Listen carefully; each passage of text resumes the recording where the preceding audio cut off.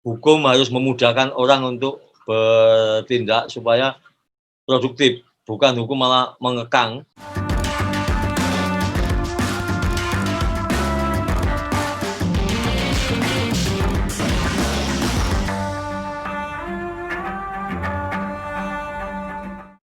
Saya dulu pernah menulis waktu di Berita Satu. Kebetulan karir sebagai wartawan dimulai dari Solo, kemudian di Jakarta ada situs berpolitik.com, kemudian di Kontan cukup lama, dan terakhir karir di media adalah mendirikan berita1.com sebelum diakuisisi oleh Lipo. Waktu itu saya menulis bahwa kira-kira pendek kata begini, selamat datang pilar kelima demokrasi, yaitu media sosial. Kalau 4 pilar itu kita udah tahu, eksekutif, legislatif, yudikatif, dan media sebagai kontrol sosial. Maka yang kelima adalah media sosial. Saya menuliskannya sebagai angkatan kelima, supaya catchy dibaca, jadi orang kemudian tertarik untuk melanjutkan analisis saya waktu itu. Nggak ada maksud apa-apa, nanti kalau digoreng bisa dianggap sebagai hidupkan angkatan kelima, ya repot. Padahal maksudnya adalah pilar kelima demokrasi. Kenapa waktu itu nulis ketika lagi ramai Twitter sedang tumbuh setelah era Friendster, kemudian diikuti Facebook, kemudian Google makin menggila, dan yakin bahwa sosial media akan menjadi pilar yang mengontrol 4 pilar lainnya. Nah, akhirnya sekarang terbukti dengan makin masifnya sosial media yang sudah jadi hutan belantara gitu, yang hukumnya juga nyaris nggak ada gitu, sehingga orang bisa bebas mengekspresikan apa saja. Kekuatan media sosial inilah yang sekarang banyak membuat gaduh, meramaikan percakapan, dan dalam banyak hal dia mengimbangi arus informasi yang disampaikan oleh 4 pilar lainnya, termasuk oleh 4 pilar informasi media. Fungsi media sosial juga nyaris sama dengan fungsi media massa. Fungsi pendidikan, fungsi informasi, fungsi hiburan, dan fungsi kontrol sosial. Fungsi pers, kalau dibaca di undang-undang pers juga nyaris itu juga yang dilakukan oleh media sosial. Ada akun yang isinya cuma ngocol-ngocol, ya kan, memberi hiburan. Ada akun yang informatif karena dia memberi pendidikan, pelajaran yang cukup bermanfaat buat orang. Ada akun yang spesial, dia adalah memberi informasi hotel-hotel mana saja yang murah.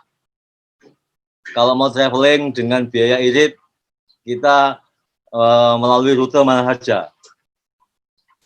Ada akun juga yang menempatkan diri sebagai kekuatan progresif yang menyuarakan suara publik yang voiceless. Kalau media massa kan bekerja dengan kapital industri yang cukup besar, dia ada arus modal yang tidak sedikit, sementara media sosial modalnya sedikit, kecil, ya kan. Makin kuat karena makin kesini harga gadget makin murah, ya kan. Smartphone-nya 1 juta juga udah bisa dapat, ya kan. Harga paket data juga makin kompetitif. Dan yang paling penting, ya ini buat jomblo-jomblo yang ngenes, ya kan, atau mahasiswa, banyak hotspot gratis, sehingga memudahkan mereka berinteraksi sosial. Orang sengaja memburu sinyal supaya dia bisa terkoneksi. Nah, fenomena ini sudah sangat berubah dibanding di era televisi kan. Hari ini kita dapatkan misalnya, aku di rumah ada TV, bukan sombong ini sekedar contoh betapa TV hanya menjadi platform, hanya menjadi alat. Saya punya TV 3, tiga-tiganya yang ditonton TV-nya hanya sebagai wujud fisik, tapi dalamnya isinya adalah asa-asa digital. Di televisi saya menonton YouTube, di televisi saya menonton OTT yang lain. Nah, saya menduga sebetulnya yang digugat RCTI ini kan iri sama Netflix, iri sama YouTube. Karena ada isu pajak misalnya. 2 tahun atau 3 tahun lalu, Sri Mulyani memaksa dalam tanda petik Google untuk bayar pajak di backdate selama 5 tahun ke belakang. Netflix baru saja kalau tidak salah membuat kesepakatan sama pemerintah untuk mulai bayar pajak, mengenakan pajak kepada pelanggan, dan dia bayar ke negara. Hitung ke depan, bukan hitung ke belakang. Jadi kalau mau ngomong perampokan, ya dulu mereka pernah merampok, lalu kemudian ketahuan, sekarang suruh bayar dan mereka akan bayar itu. Nah, kecemburuan terhadap OTT ini satu soal memang, tapi soal lain kan juga jangan sampai terkekang kebebasan orang untuk mengeluarkan aspirasi, terkekang orang untuk melakukan siaran langsung. Karena media ada keterbatasan. Limit halaman cetak, walaupun website internet itu tidak berbatas, orang bisa berapapun upload, tapi yang berbatas adalah SDM-nya, ya kan? Yang berbatas adalah modalnya. Sementara kalau netizen, sosial media tak berbatas karena karena PDW gitu. Mau live streaming waktu makan bebas, ya kan? Live streaming waktu dia jalan-jalan bebas. Bahkan sekarang juga di era pandemi orang nggak disarankan tidak keluar rumah, jasa memberikan kenikmatan secara online juga makin banyak gitu. Itu juga salah satu efek dari media sosial. Nah, saya berharap kegaduhan ini bisa segera dicarikan ujungnya gitu, supaya orang nggak merasa resah gitu. Kalau itu diputuskan lalu efeknya semua bentuk siaran adalah lembaga penyiaran, menambah meja, menambah waktu, menambah pejabat, dan kita hanya mengurus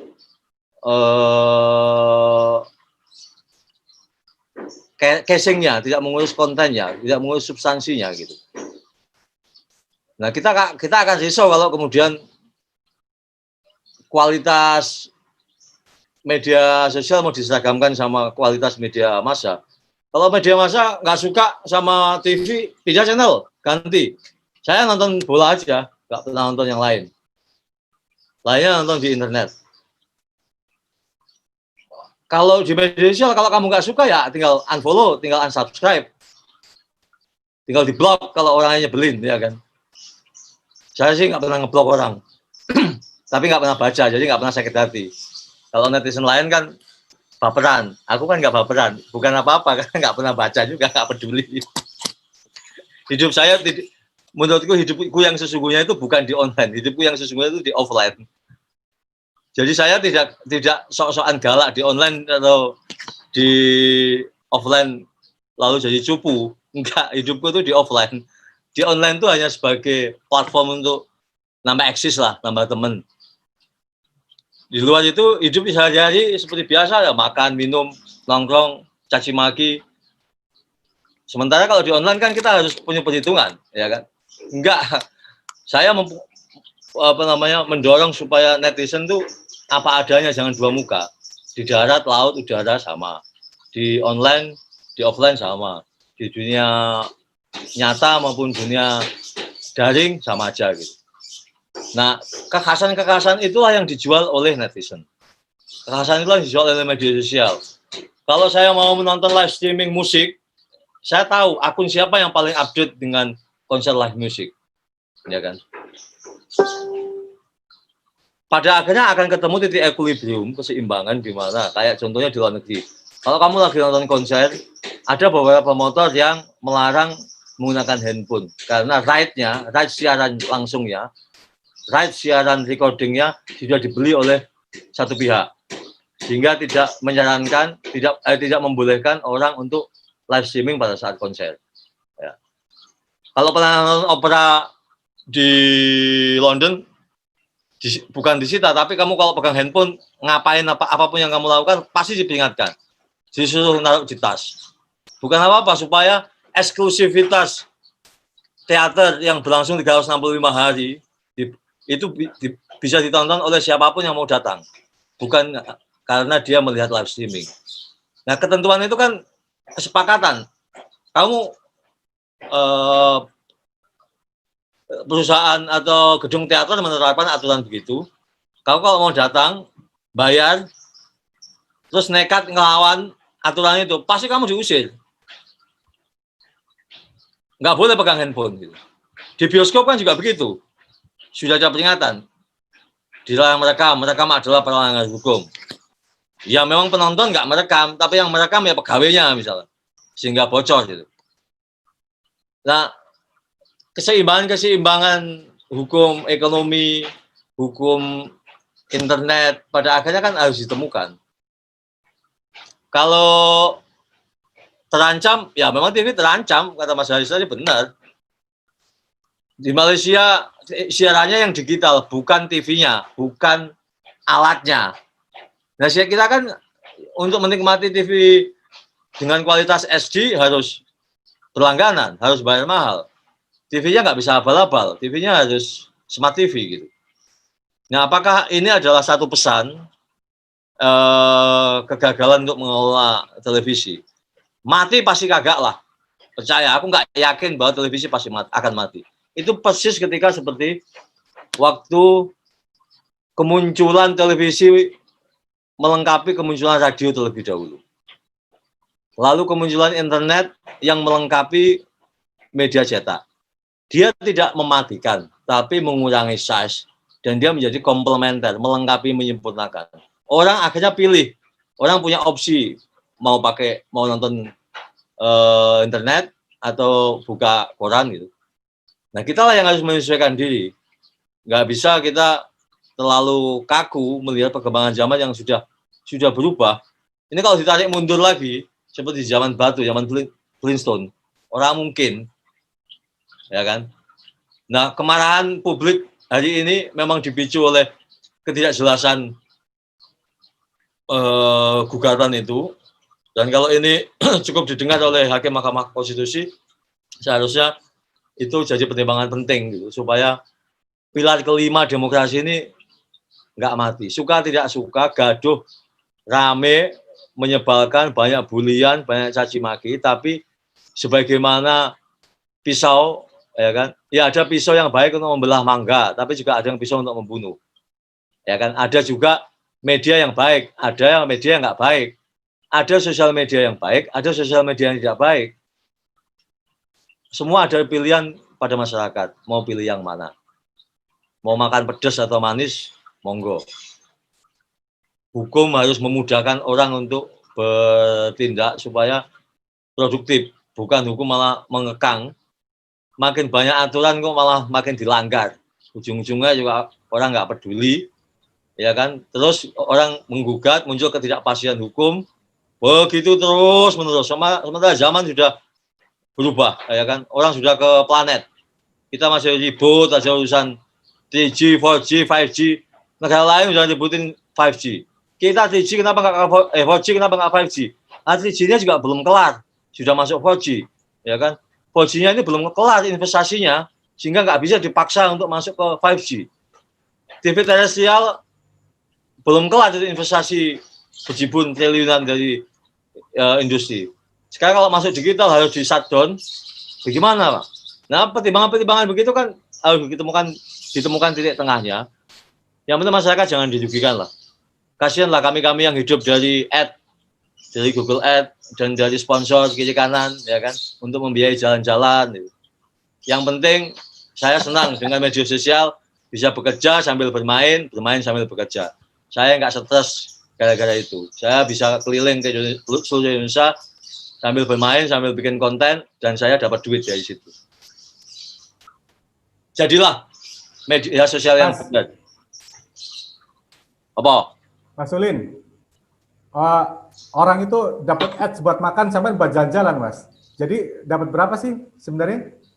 Aku kalau jajan tuh jajan ad.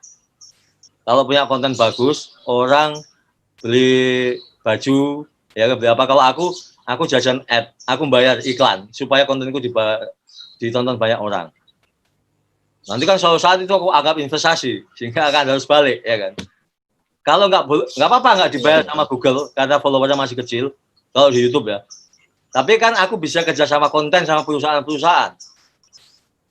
Nah, peluang bisnis kayak gini kan sama juga sama televisi, ya kan. Aku punya acara channel YouTube jalan-jalan ceria di YouTube. Baru pulang dari Flores. Apa YouTube, Mas? Ulun Yuson. YouTube apa, Mas? Ulun Yuson dan ada channel jalan-jalan ceria namanya Jalania. Jalan-jalan ceria. Jalania asik coy. Isinya jalan-jalan ke pelosok-pelosok negeri, ya kan. Itu kan aku. Ntar kamu bayar, Mas, kamu bayar iklan berarti ke sini ya? Ya nanti ngopi lah. Itu duitnya bisa dari YouTube kalau followernya udah besar kayak Raffi Ahmad, kayak Deddy Corbuzier yang sebulan bisa 1,5 miliar gitu. Tapi kan aku bisa kerja sama konten sama orang atau perusahaan yang interest. Itu kan hal yang sama dilakukan oleh televisi. Menawarkan satu model liputan, bikin feature, video gitu. Jadi ruang kue ekonominya bongkahan kue ekonominya itu memang diberhentikan oleh banyak orang gitu sekarang. Nggak bisa menjadi monopoli. Meskipun kalau lihat Asen Nielsen, kue iklan terbesar kan masih televisi. Internet kan tumbuhnya pelan banget, ya kan? Baik itu Genius Online, dan paling besar di internet yang menikmati ya lihat aja data media sosial itu.